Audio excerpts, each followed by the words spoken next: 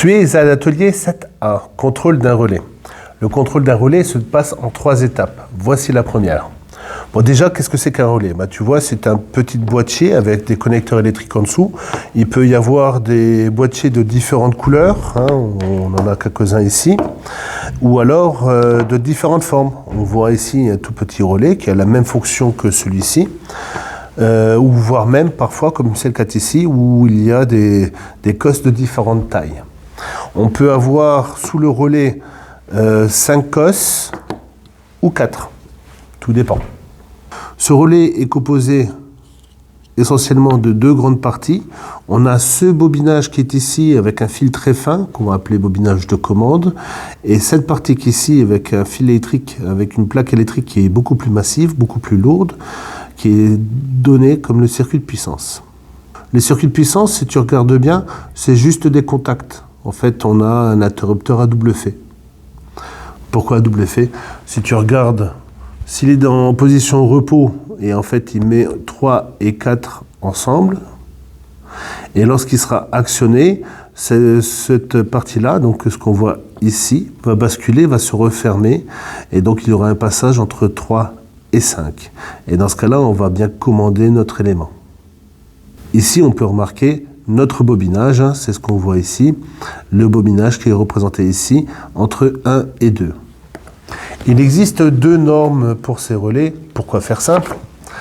On peut avoir soit une norme qui nous donne le bobinage de commande entre 1 et 2 et la partie puissance, interrupteur de puissance entre 3, 4 et 5. En position repos, il y a un passage entre 3 et 4.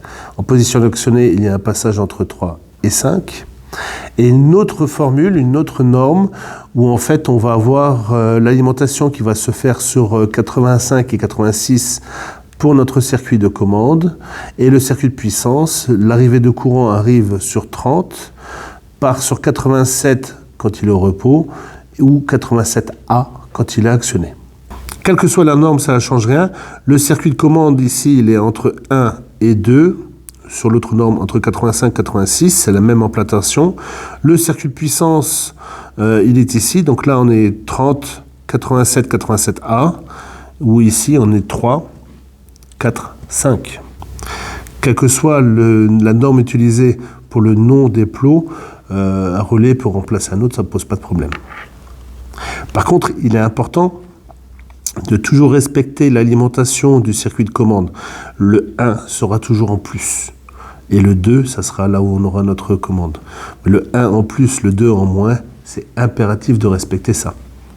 Pour contrôler complètement ton relais, il va falloir que tu passes par 3 étapes. La première étape, c'est sur cet atelier 7A, où tu vas t'intéresser au circuit de commande. Tu vas mettre le fil rouge sur la borne 1 de ton bobinage de commande et le fil noir sur la borne 2. Donc 1 et 2. Voilà, tu t'assures un bon contact. Je te laisse choisir le calibre que tu vas utiliser pour faire cette mesure. Il y a plusieurs valeurs de résistance pour notre bobinage de commande. Ça dépend du relais. Il y en a certains, c'est plus dans les 40 ohms, d'autres, c'est plus dans les 80 ohms. Bon, dans tous les cas, ce qu'il faut rechercher, c'est voir si le bobinage n'est pas coupé. Si le bobinage est coupé, tu vas avoir une valeur de résistance infinie. Et dans ce cas-là, il ne fonctionne plus. Ou alors, le relais peut être en court-circuit. Dans ce cas-là, une résistance très faible de l'ordre de 0. Ce que tu vas marquer sur ton TP en valeur de référence, c'est que la résistance doit être différente de 0, ce qui signifierait que ton bobinage de commande et ton court-circuit est différent de infini. Parce que si c'est infini, c'est qu'il est coupé, donc il ne fonctionnera pas. Sur les 3 relais que tu as mesurés dans cette partie, il y en a forcément un qui est en panne, ça ne sera jamais le premier, mais l'un des 2 suivants sera en panne. À toi de me dire lequel et pourquoi il est en panne.